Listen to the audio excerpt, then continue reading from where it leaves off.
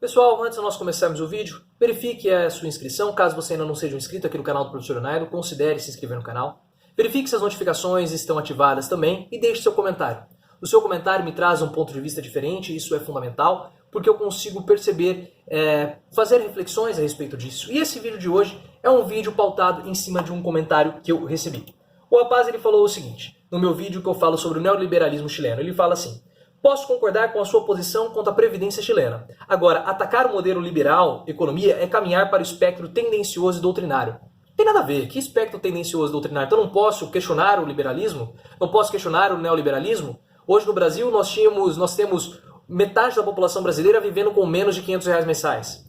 Um quarto da população brasileira, 54,8 milhões da população brasileira, vive abaixo da linha da pobreza. E nós não podemos questionar esse modelo econômico liberal. Nós temos que aceitar isso. Nós precisamos achar que todas essas pessoas, esses 54,8 bilhões de brasileiros que vivem abaixo da linha da pobreza, eles vivem nessa miséria porque eles não tiveram o merecimento necessário. Eles não se empenharam. É uma questão de meritocracia. Vamos parar com isso. Se a gente não puder questionar isso, vamos fechar as portas. Acabou. Nós temos que aceitar a nossa pobreza, nós temos que aceitar o nosso empobrecimento, nós temos que aceitar o massacre às comunidades mais pobres. Nós temos que aceitar o que está acontecendo no Chile e não podemos fazer uma reflexão. Não podemos questionar o modelo econômico. Não podemos tentar ver uma possibilidade de melhorar as condições da nossa população. Isso é equivocado, amigo. Muito equivocado. Agora vamos lá. Taiwan, Singapura e Coreia do Sul são exemplos de países que deram certo adotando o sistema liberal. Você não entende de liberalismo. É sério que autores marxistas são altamente confiáveis e honestos? Ai, ai. Primeiramente, meu liberalismo não é liberalismo de autorzinho de internet. O meu liberalismo é desse cara aqui, Adam Smith. Adam Smith, inscrito, talvez não seja inscrito, mas Adam Smith, internauta Adam Smith. A Riqueza das Nações. É o livro básico se você quiser entender de liberalismo. Se você quiser criticar o liberalismo, também leia o Adam Smith. É a base do pensamento liberal. Se você quiser criticá-lo, leia. Se você quiser elogiar, também leia. Não fica lendo o textinho de internet, você tem que ler o clássico. Você tem que ler a origem de tudo para que você possa entender melhor. Então o meu liberalismo é o liberalismo desse cara aqui, do Adam Smith. E aí ele fala que deu certo o neoliberalismo em Taiwan, o liberalismo deu certo em Taiwan, Singapura e Coreia do Sul. E por isso deveria dar certo no Brasil. Isso é um erro básico. Isso é um erro básico. Básico. Toda aula, eu sou professor de administração, muitas pessoas perguntam, ou para cursos relacionados à gestão. Toda vez que eu inicio uma disciplina, independentemente de qual seja, análise de investimentos, teoria geral da administração ou qualquer outra disciplina, eu sempre inicio mostrando essa figura aqui para os meus alunos. Esse aqui é o livro do Wildo Alberto Chiavenato, não é um livro tão bom assim, mas ele fala sobre a teoria geral da administração. Se vocês tiverem interesse, esse livro aqui. É uma versão muito antiga, mas ele tem essa figura. Essas são as 6 variáveis básicas do contexto: competitividade, tecnologia, pessoas, estrutura, ambiente e tarefas. E aqui está a organização. Os países, eles são organizações. E o erro básico, o erro crasso, primário de um administrador ou de um gestor é achar que você, tendo uma estratégia que deu certo em uma outra empresa, vai dar certo na sua. O contexto é completamente diferente. Você duvida? Pega o exemplo da Disneyland em Paris. O fracasso que foi quando a Disney abriu a Euro Disney. Pega esse estudo de caso, você vai ver. A Disney achava que poderia abrir a Disneyland em Paris, porque ela recebe turistas do mundo inteiro, inclusive europeus. Então vamos abrir uma Disneyland em Paris, nós vamos ganhar dinheiro, quebrar a cara. Tiveram que gastar muito dinheiro para fazer as reformas, para mudar a marca. Hoje não chama mais Euro Disney, chama Disneylandia Paris. É um caso muito interessante que foi um erro de contexto. Quer outro caso de erro de contexto? Guerra de Canudos. O que aconteceu Guerra de Canudos? Nós tivemos aquela insurreição em Canudos e o exército brasileiro tinha acabado de sair de algumas guerras vitoriosas, como a revolta do Farroupilha. Aí o que aconteceu? Acharam que, porque estavam combatendo sertanejos, malnutridos, analfabetos, seria um passeio. Foi um vexame para o exército brasileiro. O coronel Moreira César, conhecido como Corta-Cabeças, ele pegou lá a espingarda de um sertanejo e falou assim: esse povo está desarmado. O que aconteceu? Subestimou o contexto, não entendeu o contexto apropriado, morreu com um tiro na barriga, morreu agonizando. O exército achou que seria um passeio, que seria a mesma coisa que guerrear nos pampas, encontrou uma vegetação inóspita, quente, cheio de espinho, comeram mandioca brava, morriam todo de problemas de saúde. Por quê? Porque não entenderam o contexto. E vamos falar um pouco do contexto da Coreia do Sul. A Coreia do Sul, ela tem um PIB alto, que é 1,5 trilhão de dólares. Coloca aí na 11ª economia do mundo. Mas a população da Coreia do Sul, primeiro que o estado tem o tamanho ali do estado de São Paulo. O país tem o tamanho do estado de São Paulo, ou um pouquinho menor. E tem uma população de 51... Qual que é? Cadê a população? Me perdi aqui. Aqui. População da Coreia do Sul. 51,47 milhões de habitantes. A população do estado de São Paulo tem ali 45 milhões. Muito parecido. 6 milhões a menos. E São Paulo tem um PIB de 600 milhões de dólares. O PIB do estado de São Paulo é maior, colocaria o estado como sendo a 20ª economia do mundo. Mas vamos lá, 51 milhões de pessoas é menos do que a população brasileira que vive abaixo da linha da pobreza, 54,8 milhões de habitantes. A quantidade de pessoas que vivem abaixo da linha da pobreza no Brasil é maior do que a população da Coreia do Sul, é maior do que a população da Espanha. Qual que é a população da Espanha? Eu vou pegar aqui para você. População Espanha. A população da Espanha, a Espanha tem 46 milhões de pessoas. Ou seja, no Brasil nós temos mais pessoas que vivem abaixo da linha da pobreza do que a população espanhola e do que a população da Coreia do Sul. São contextos completamente diferentes. Não adianta você tentar comparar. São contextos diferentes, culturas diferentes, países diferentes. Aí quer falar, não, mas o modelo neoliberal... E uma coisa que os liberais parece que não entendem, e aí eu recomendo a leitura do Bauman, esse livro chama Capitalismo Parasitário. Eles não entendem que o capitalismo ele funciona hoje como se ele fosse... E já funcionava há algum tempo, mas hoje mais fácil que isso funcione, como sendo uma nuvem de gafanhotos chegando numa plantação. O capitalismo ele chega em uma determinada área, em um determinado tipo de negócio, em um determinado país, em uma determinada região, em uma determinada cidade, enfim, um determinado tipo de negócio, como eu já falei. E ele vai consumindo esses recursos até que esses recursos acabem se exaurindo. Quando esse setor ele entra em crise, o capitalismo ele muda para outro local. É assim que funciona essa dinâmica. Então chega a nuvem de gafanhotos, consome todos os recursos daquele pasto e depois muda para outro quando aquele pasto entra em crise. E é assim que funciona o capitalismo. O capital hoje ele viaja leve. O capital ele viaja sem passaporte. Esse é o exemplo que o Bauman dá, não nesse livro, mas no livro Modernidade Líquida. Porque hoje nós não temos mais as empresas todas concentradas em um único país. Primeiro que as empresas elas estão espalhadas. Para você produzir esse celular que eu estou gravando aqui, você tem a empresa que produz somente a telinha, que não é no mesmo local onde é montado, não é no mesmo local onde monta o chip, não é onde se produz a caixinha de som. Você tem a produção espraiada, a produção ela está toda completamente espalhada pelo mundo. E aí o que acontece? Você chega, junta em um único local, monta e depois distribui. Então não adianta, as empresas elas não estão mais sólidas em um único local, elas estão leves. Quando muito, não estão completamente informatizadas e aplicadas com o seu dinheiro aplicado em bolsa de valores. Então, se o Brasil entra em crise, é muito fácil, eu retiro o meu dinheiro do Brasil e eu levo para uma outra região, enfim, outro país. Porque da mesma forma que o liberalismo ele tem as portas abertas para que o dinheiro, o capital, as empresas entrem, ele tem as portas abertas para que ela saia também. É uma via de mão dupla. Então, se é fácil entrar, também é fácil de sair. E olha só o que aconteceu no estado de São Paulo com a fábrica em São Bernardo do Campo, fábrica da Ford. Fábrica da Ford ou da Volks? Deixa eu só confirmar aqui para não falar besteira. São Bernardo do Campo. A Ford tinha a fábrica em São Bernardo do Campo. Começou a entrar em crise, capacidade ociosa, falou que ia fechar. Se a fábrica da Ford fechasse em São Bernardo do Campo, ia causar um problema social imenso, porque gera milhares de empregos diretos e indiretos. O João Dória ficou de cabelo em pé, com aquele pouco cabelinho que ele tem. Por quê? Porque o capital ele é leve, ele não precisa mais ficar naquela região, ele pode mudar. Eu estou com capacidade ociosa, eu não estou conseguindo mais me manter nessa cidade, nessa região, eu vou embora. Eu levo a minha indústria. E o problema é daquela região. Gera desemprego, gera problema social. Porque o capital hoje é leve. E o Estado hoje, uma das funções do Estado, que o próprio Bauman fala nesse livro Capitalismo Parasitário, é tentar conter esses movimentos e prover crédito para a população, para que a população continue comprando. Porque se a população ela continua comprando, é vantajoso investir naquele lugar. É vantajoso a empresa continuar naquele local.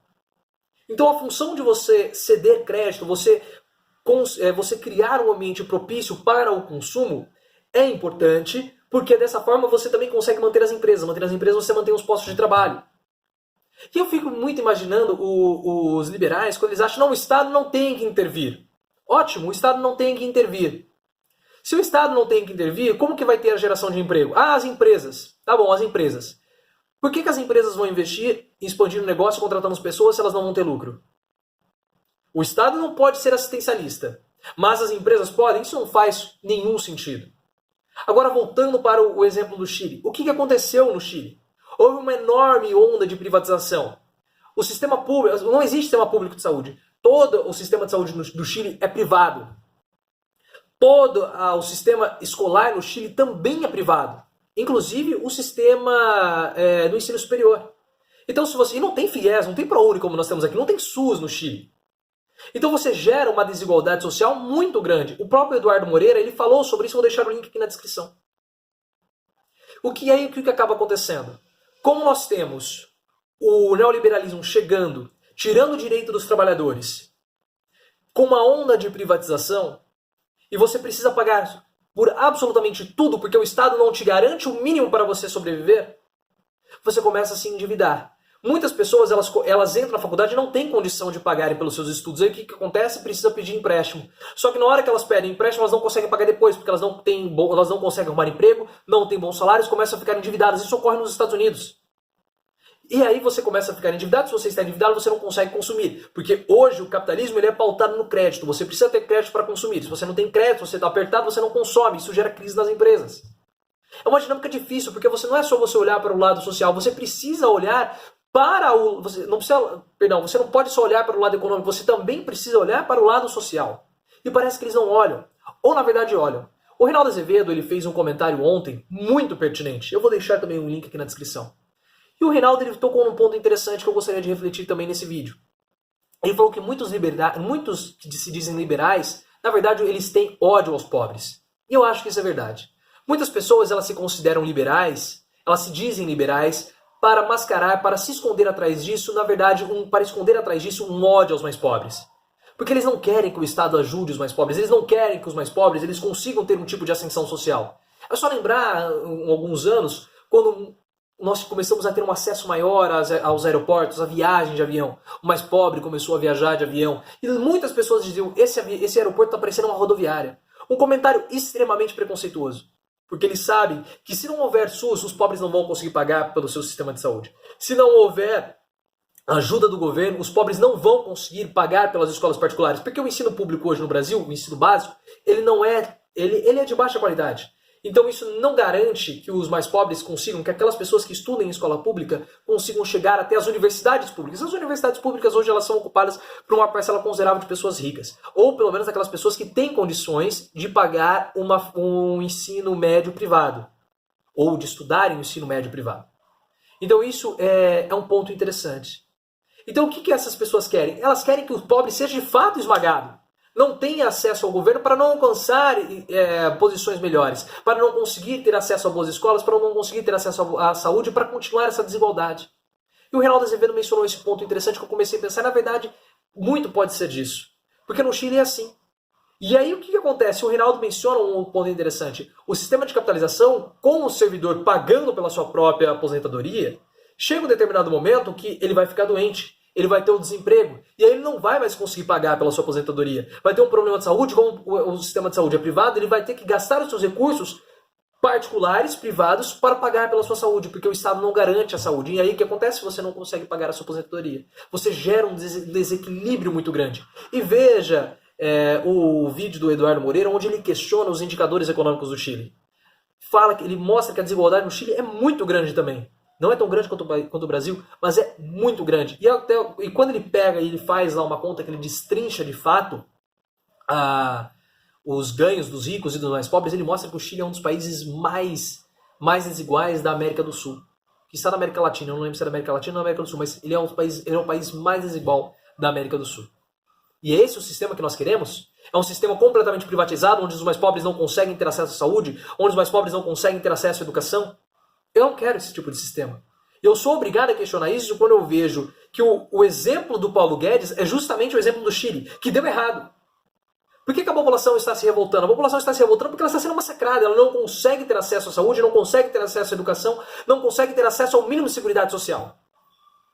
E olha os mais pobres e vê os mais pobres, não, perdão, os mais velhos, não conseguindo se aposentar, não conseguindo arcar com as suas contas, não conseguindo arcar com as suas despesas, não tendo uma vida digna, com um salário que é metade de um salário mínimo. E nós não podemos questionar isso aí para uma via autoritária? Via autoritária foi o neoliberalismo do Chile, que foi imposto pelo governo Pinochet. É como eu tenho falado. Talvez a melhor forma de lidar com o neoliberalismo seja com um governo que olhe para as camadas mais pobres, que tente não frear o neoliberalismo, porque o governo Lula também não fez isso, mas um neoliberalismo atrelado com políticas sociais, atrelado com políticas de seguridade social, para garantir o mínimo de consumo, para garantir o mínimo de estabilidade, porque você depois de falar que as pessoas elas não conseguem atingir, não conseguem ter o seu melhorar de vida por conta de meritocracia, porque no fundo muitas pessoas falam isso, é de uma perversidade muito grande. E aí eu vejo o Reinaldo Azevedo, talvez ele tenha muita razão no que ele falou, que muitas pessoas se dizem liberais, mas na verdade o que elas têm mesmo é ódio aos pobres, e eles não querem que os pobres acabem aumentando ali, melhorando de condição de vida. Porque quando você vai no aeroporto, você se sente rico. Mas quando você olha o que o mais pobre está indo também, você se sente pobre. Você não quer se sentir pobre. Você quer sempre se sentir rico. Então eu acho que ele tem razão nesse ponto. Mas o que você acha? Esse vídeo acabou extrapolando. Foi uma reflexão muito boa. Eu agradeço ao comentário do internauta, do inscrito que deixou aqui, porque é importante nós termos esse tipo de reflexão. Isso engrandece o canal, engrandece a nossa reflexão e nos ajuda a refletir melhor sobre o neoliberalismo e sobre o sistema que nós estamos vivendo hoje. Mas, se você gosta disso, você tem que estar aberto também, saber que o dinheiro ele acaba entrando, mas da mesma forma que ele entra, ele também acaba saindo. Ficou muito longo o vídeo, vamos encerrar por aqui. Sugiro a literatura do Bauman, Capitalismo Parasitário, e também o Modernidade Líquida. São dois livros muito interessantes. O Bauman ele é um sociólogo polonês, e ele traz a abordagem sociológica dele. Também ele traz alguns aspectos de economia, ele explica para nós a dinâmica social e como isso influencia também na economia. Ele fala muito sobre a modernidade líquida, que eu gosto de falar de mundo pós-moderno, dessa leveza das nossas relações, e essa leveza das relações acaba também influenciando nas relações do capital, enfim, nas relações do capital financeiro e do capitalismo que nós vivemos hoje. Se você teve alguma dúvida, deixa aqui nos comentários o que você acha desse assunto. Eu vou deixar os links aqui também do vídeo que eu falo sobre a crise do Chile, do vídeo do Reinaldo Azevedo falando do ódio aos pobres e também o vídeo do Eduardo Moreira questionando esses indicadores chilenos. E outra coisa, o presidente do Chile acabou de anunciar agora à tarde, medidas para conter a crise que está acontecendo. Então, se o neoliberalismo deu tão certo no Chile, por que o governo está interferindo agora na economia? Então deveria não haver esse tipo de interferência. Mas aí que está um outro problema. Porque na hora que a bomba não explode nas empresas, a bomba explode em cima dos países, em cima dos governantes.